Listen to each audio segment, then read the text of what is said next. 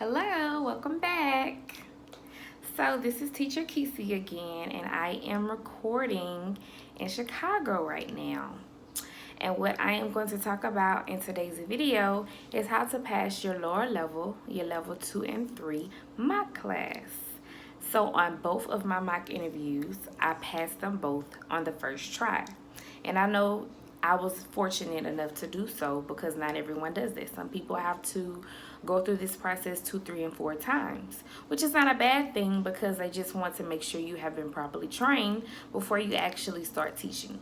So in this video, I am going to read to you what they told me I did well in, and then also the feedback that they told me, hey, you should improve in this area. So of course, in my first mock class interview, my areas that I did well in, they weren't as great as the areas that I did well in on my second class mock interview. So that just goes to show that experience can be a great teacher. But however, I'm going to go ahead and read to you what they said, and make sure also that you're using that practice room, because I use the practice room both times, and I do really think that it helps as far as timing yourself and just being aware of what the content is, because some of the stuff may not be familiar to you. Because remember, you have to speak a certain way, you're talking about certain things, and these are not your average students in your brick and mortar classroom. These are students in another content who don't know English at all, or they know very little English. Content. So you have to teach it a certain way. I know continent people. Things that they said I did well on. They said your classroom background was educational and you presented yourself in a professional manner. You had a great energy level for the younger student and engaged them with your smile, joy, and props. Now, as far as props, make sure you have them. It can be your whiteboard, it can be something that you printed off of the internet, it can be toys, but just make sure you have a variety of them. You were warm and welcoming. You were encouraging. You used a supplementary reward system and offered frequent and consistent rewards and praises throughout the class. Now, do they give you a reward system? Yes, but they still want you to have your own. Whether you play a game with the student, whether you have magnets and you give them a magnet or a sticker or something like that each time they do well, but you do need to have a variety of rewards. Not just for this one, but you just want to have a bunch of different types of rewards.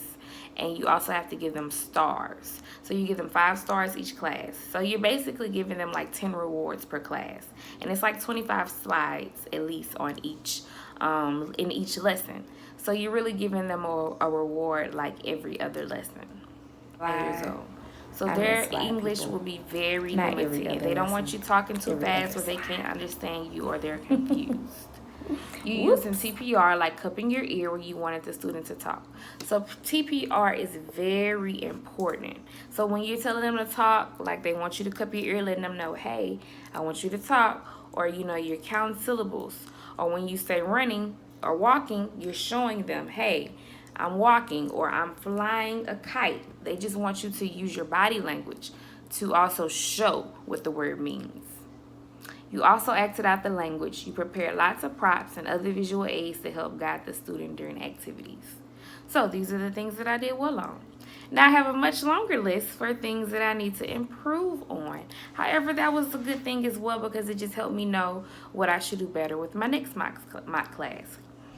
It says areas for improvement. In order to make the directions clear for the student, you will want to reduce incidental language and keep your directions short and clear. So incidental language, they don't want you saying extra words. Now, if you were a brick and mortar teacher, you would make your directions clear. You would say them over and over. They would be thorough. With the VIPKid, you're not doing all that. If you want them to drag and drop, all you're going to say is drag and drop. You're not going to say, hey, Tommy, I would like for you to drag and drop for me so that you can show me the correct answer by placing it in the blank. They're probably going to be like, what? Just tell them, drag and drop. Use as few words as possible. Okay, so they said one way to help the student understand what you are looking for is to model what you want the student to do with the first example. Then do one together and then have the student try independently. I do, we do, you do. So So with me, I probably did a I do and a you do. I probably skipped the we do, which is very important to do.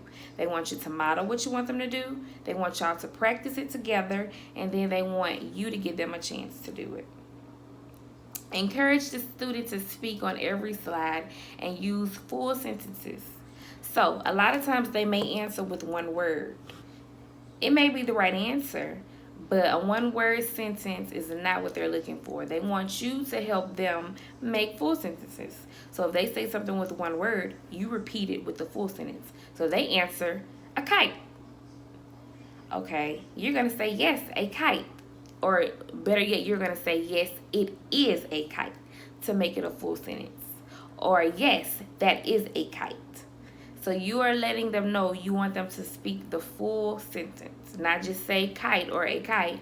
Tell me it is a kite. Make sure to strive to have the students speak as much as possible, striving for a 50-50 teacher-student talk ratio. Have the student repeat the new vocabulary word at least twice. They're big on repetition. If it's a new word, say the word is fly. So you're going to say it twice. Fly. You're going to let them say it. Then you're going to say it again. Fly. Same exact word, because they want them talking and they want them remembering the word. And remember, you're also using your TPT too. Your TPR. You're using your TPR. So when you're introducing a vocabulary word, you're saying it. So if the vocabulary word is big, you're like, big. Big. So you're showing them what you mean, you're saying it twice, and you're cupping your ears, letting them know you want them to repeat it too. They want to see all of that. Attempt to have students do TPR with you. Try to include 3 to 5 props to enhance learning. You will want to use some additional props to TPR to engage students, especially with the new vocabulary words. Try to extend where possible according to the student's ability, keeping them engaged in extension. So extension, that means you're asking them additional questions. So if you are talking about ice cream, you may ask them, hey, do you like ice cream? What kind of ice cream do you like? What color is this ice cream? So you're just asking them extra questions. You're focusing on the same topic, but you're trying to get them to talk more. So you're extending. That just means you're asking them something more about the same thing. How much ice cream do you eat a day? Of course you don't want to make hard questions, but you're just trying to keep it going. Try to prompt output by using verbal and nonverbal techniques, props, questions, word count.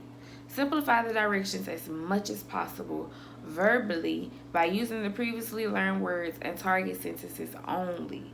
Use your own body, mouse, and props to show them what to do. Pay close attention to timing to make sure each slide is covered. Generally, think about keeping to 1 minute per slide. Make sure you are rewarding the student frequently using your supplementary reward system. Rewarding them about 5 times during the lesson will offer great encouragement to your student. Also, try to engage them with TPR, sounds, and extensions while giving the reward. This will maximize student interaction. So, that was a lot of feedback, right? And it could sound overwhelming, like, oh gosh, there's so much to do. But really, once you practice it, that's why it's important to use that practice room. It really won't seem like a lot because you'll get used to doing it. Try to use that practice room a couple of times before you actually have your interview, so you're prepared. You get practice with using the TPR. You get practice with, what the content is and what it looks like. You get practice with making sure you ask them to repeat it twice, making sure you're using your ears to cup. Make sure you're speaking slowly for a lower level student. Making sure you have those props prepared. Making sure you have your reward system prepared. Now, you don't have to do both mock classes like I did. I did both because I had extra time. Like I said, it took me a while to get certified, so I was trying to do as much as I can. So I did certify for levels 2 through 3 and levels 4 through 5 before I started teaching. And I passed them both on the first try. So my next video, I'll go over what they said to me about level 4 and 5. And with this level, I got way better feedback as far as areas I did well. And I got a lot less on areas I needed to improve on. So like I said, practicing and getting that experience, it definitely helps. So try to do your practice room, try to do your practice run before you actually do your mock class interview, because it all helps. Then they can give you feedback on some things that you can practice on before you actually go through that interview. So, see you in the next video.